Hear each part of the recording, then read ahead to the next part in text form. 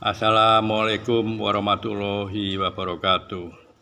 Pada kesempatan yang baik ini, saya akan menyampaikan pelatihan masak 3 tingkat ACD untuk memproduksi gula kristal putih dengan peserta dari pabrik gula Telaga Kelang, Malang.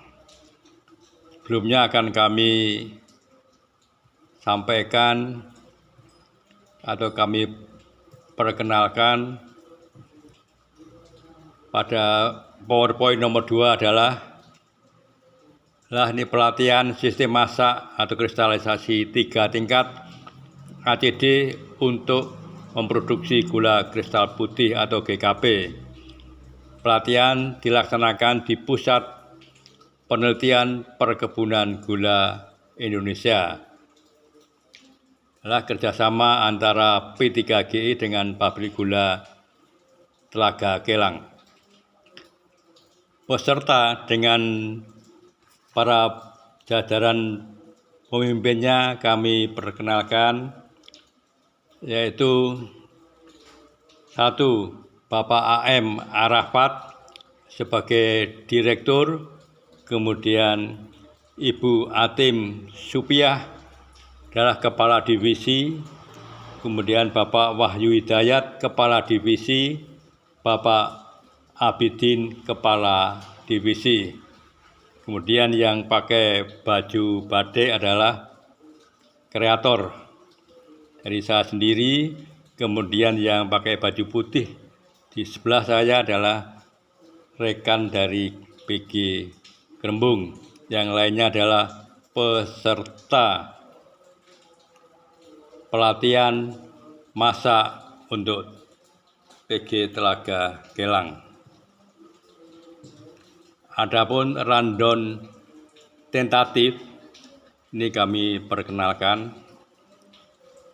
Jadi pada awalnya akan dilakukan pretest materi, kemudian berikutnya materi 1 yaitu implementasi sistem masak kristalisasi 3 tingkat ACD untuk memproduksi gula kristal putih GKP oleh saya sendiri, Pak Sumarno. Kemudian coffee break, kemudian dilanjutkan pada materi kedua, yaitu implementasi sistem masak kristalisasi 3 tingkat ACD untuk memproduksi gula kristal putih. Kemudian materi berikutnya adalah troubleshooting masak dan SOP-nya.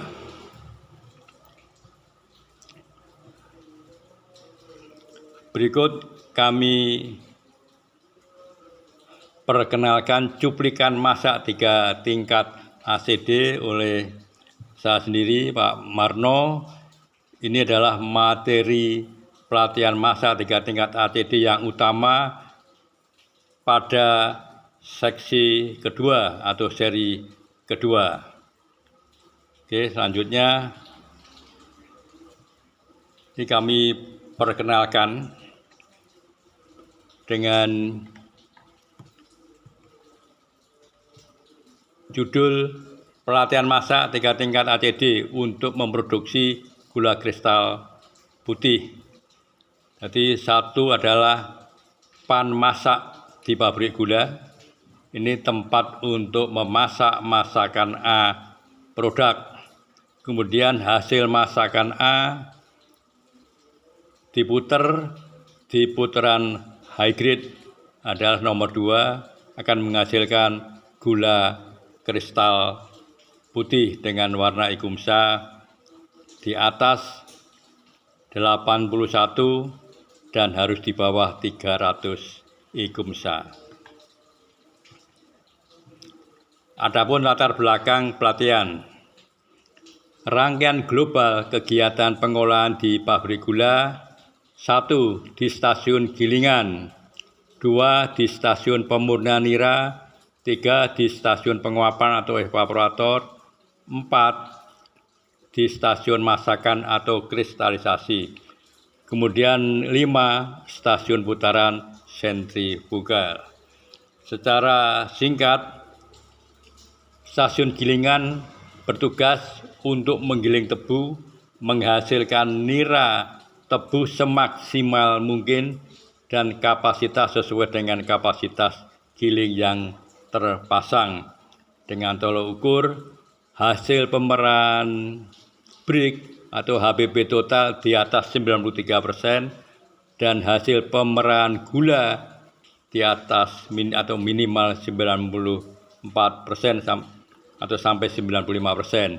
Di stasiun pemurnian nira adalah untuk memurnikan nira hasil gilingan menjadi nira yang jernih dengan proses sulfitasi.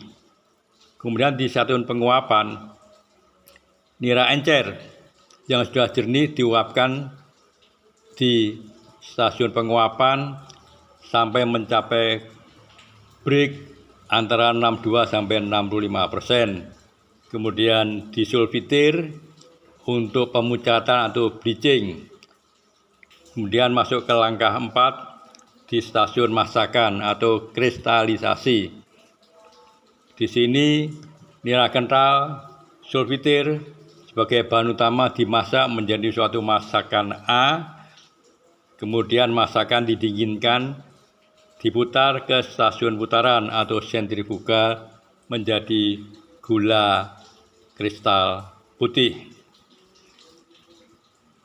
Perlu kita ketahui bahwa tukang masak di pabrik gula memegang peranan yang sangat penting di dalam menyelamatkan produksi gula dan membuat gula kristal putih yang berkualitas. Satu kali masak dengan kapasitas pan 50 meter kubik dengan kristal persen masakan 50% akan diperoleh gula 50% kali 50 kali 1,5 sama dengan 37,5 ton gula.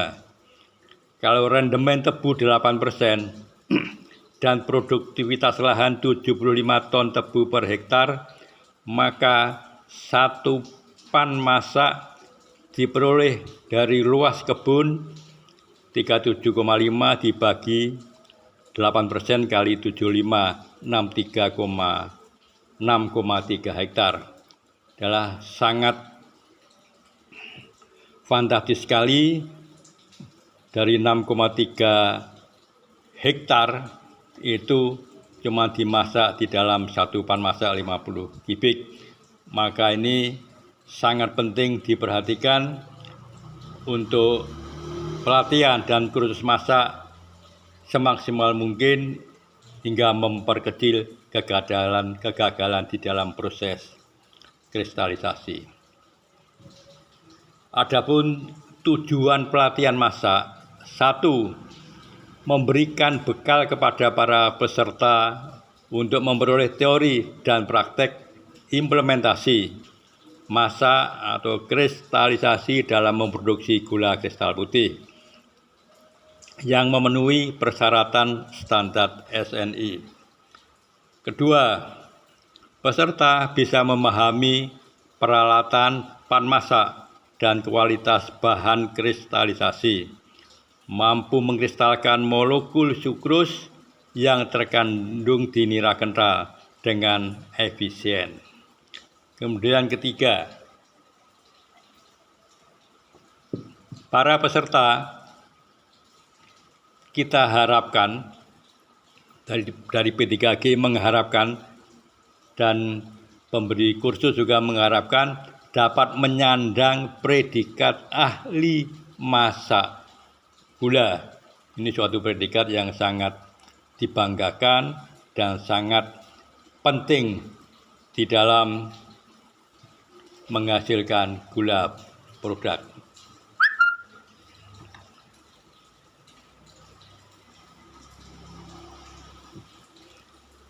Pengenalan mesin di pabrik gula. 1. Ini adalah di daerah Kenyat, di mana tebu masuk, kemudian pakai triple, dia dimiringkan 30 derajat, tebu masuk ke kin carrier. Kemudian dari kin carrier, tebu dibawa ke gilingan. Nomor 2 adalah stasiun gilingan. Ini stasiun gilingan dengan daya penggerak adalah elektromotor. Ada 4 buah baterai gilingan dan di depan gilingan 1 sudah dipasang namanya kin preparation untuk meningkatkan daya perah terutama di gilingan 1. Kemudian ketiga, hasil dari nira gilingan setelah dimurnikan diuapkan di evaporator. Jadi evaporator ada 5, kalau ada 5 badan dinamakan quintuple effect.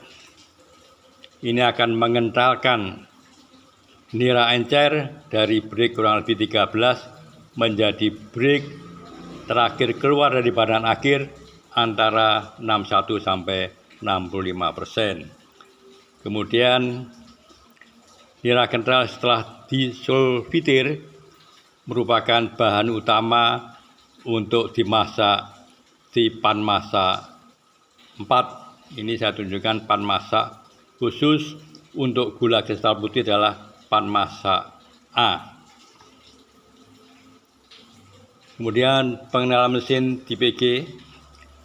Gambar nomor 5 adalah A sugar centrifugal atau high grip fugal atau putaran gula A. Gula A setelah turun dari masakan dia dipompa ke ini namanya mixer pakai pengaduk, kemudian baru secara otomatis dia akan dijatuhkan, dialirkan ke sentrifugal. Ini adalah putaran A. Kemudian pada gambar 6 adalah B sugar centrifugal atau LGF, low grade fugal, putaran gula B atau C, yang dalam hal ini kita sebut putaran gula C. Ini adalah masakan C di feed mixer, diputar terus-menerus supaya tidak mengendap. Kemudian diputar secara kontinu untuk mendapatkan gula C. Gula C nanti akan digunakan untuk bibitan masakan A. Pengenalan mesin di PG 2. Ini adalah feed mixer untuk D. Ini ada 2. Jadi untuk D1 dan D2. Di sini digambar 7 adalah C sugar centrifugal, C di sini kalau di Indonesia adalah D, adalah masakan D. Jadi D sugar centrifugal. Pertama menghasilkan gula D1 dan tetes. Kedua gula D1 diputar lagi menghasilkan gula D2. D2 itu akan dilebur karena warnanya lebih putih daripada gula D1. Kemudian pengenalan mesin gambar 14 yang ada di buku adalah sugar dryer atau pengering gula. Ini bergerak secara otomatis karena gula A yang diputar, gula produk ini umumnya belum begitu kering, jadi tidak bisa memenuhi persyaratan standar nasional Indonesia. Oleh karena itu perlu diputar di sugar dryer untuk dikeringkan. Kemudian gula setelah kering itu tidak bisa langsung dikemasi, tapi perlu masuk ke sugar cooler atau pendingin gula, gambar nomor 15. Ini adalah pendingin gula. Setelah gula menjadi dingin suhu kamar, baru diperbolehkan untuk dikemasi. Gambar 16 adalah gambar molasses tank atau tangki tetes. Di sini hasil dari masakan D yang diputar akan menghasilkan gula D1 dan menghasilkan tetes. Jadi kalau teknik masak di D itu bagus, maka gula yang ikut ke tetes semakin rendah. Artinya kehilangan di tetes diminimalkan dan diharapkan dengan sangat bisa meningkatkan produksi atau rendemen dari pabrik gulanya. Dan selanjutnya kita kenalkan vakum pan secara detail. Di depan sudah kami tunjukkan gambar vakum pan tapi tertutup. Jadi vakum pan di sini ini dibelah, kemudian ditunjukkan ke bagian-bagiannya. Instrumen di vakum pan secara detail ada 17 instrumen, akan kami jelaskan satu persatu fungsi daripada instrumen. Nama dan fungsi alat. 1. Pengeluaran gas-gas yang tidak mengembun atau bahasa Inggrisnya incondensable gas outlet. Jadi gas-gas yang tidak mengembun yang masuk di dalam kalandria itu harus dikeluarkan supaya tidak mengganggu pemindahan panas dari uap jenuh ke masakan. Kedua adalah kalandria. Jadi kalandria di sini adalah ini bentuk kalandria. Ada pipa-pipa yang vertikal sepanjang diameter vakum pan. Ketiga, level masakan atau dinamakan strike level. Keempat, laluan penurunan atau sirkulasi masakan dinamakan downtick. Kemudian 5, penurunan masakan masquit outlet.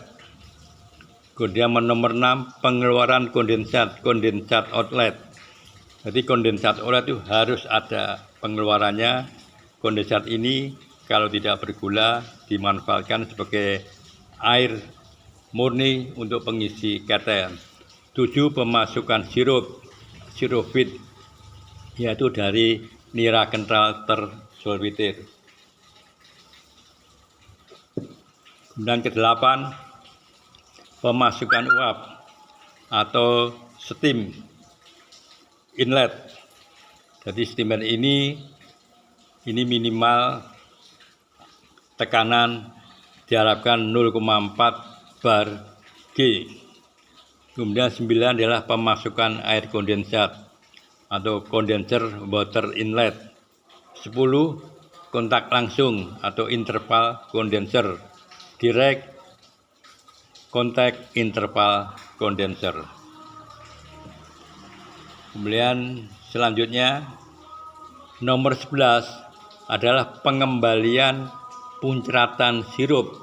Jadi sirup yang muncrat itu dikembalikan lagi, jangan sampai masuk ke kondensor.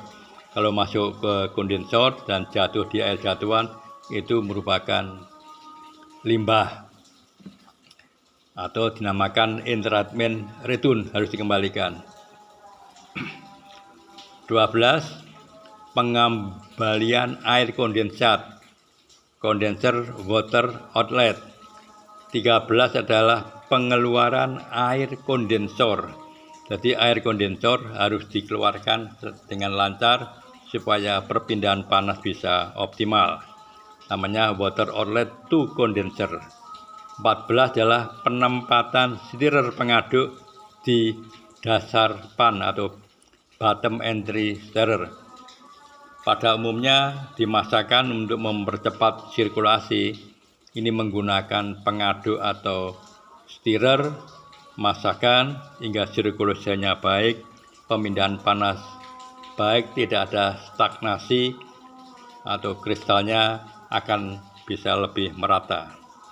Kemudian 15, pemisahan puncratan sirup atau entrapment separator. Kemudian yang sangat juga diperlukan adalah 16 lubang orang atau manhole. Di sini kalau terjadi suatu trouble, perbaikan di dalam kalandria atau di dalam badan vacuum pen, perlu ada lubang orang atau dinamakan manhole. 17 dah lubang drain atau cutover lain. Ini untuk barang cairan-cairan yang sudah tidak dipakai perlu di drain, namanya di lubang drain.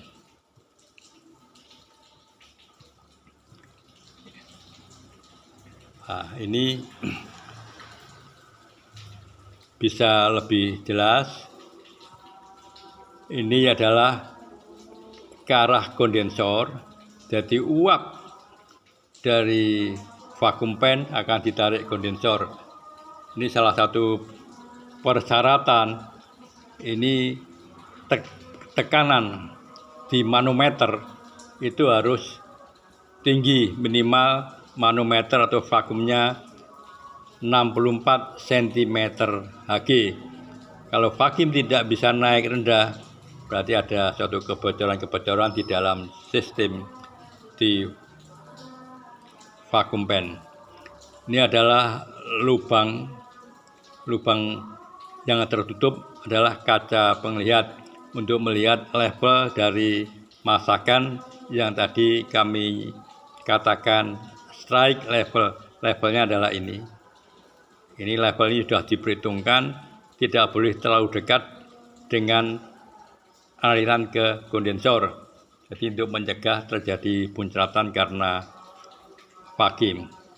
Ini adalah 5 untuk pengeluaran masakan yang sudah masak. Yaitu untuk masakan A, breaknya antara 93 sampai 95%. Itu sudah masakan sudah tua dan sudah bisa diturunkan. Ini tadi yang saya katakan input pemasukan uap jenuh adalah dari sini, kemudian masuk ke kalandria, tekanan kurang lebih 0,5 bar G.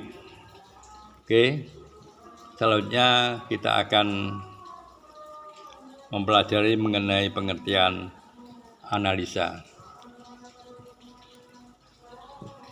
Para peserta semua, kami memberikan suatu pelatihan untuk peserta masa ACD. Ini memang menggunakan sistem full durasi, jadi pakai durasi panjang. Jadi kami sebagai kreator tidak akan memotong-motong durasi menjadi short durasi atau short video. Ini seutuhnya adalah short durasi yang lengkap, sehingga para peserta dan pimpinan bisa mengetahui dengan jelas.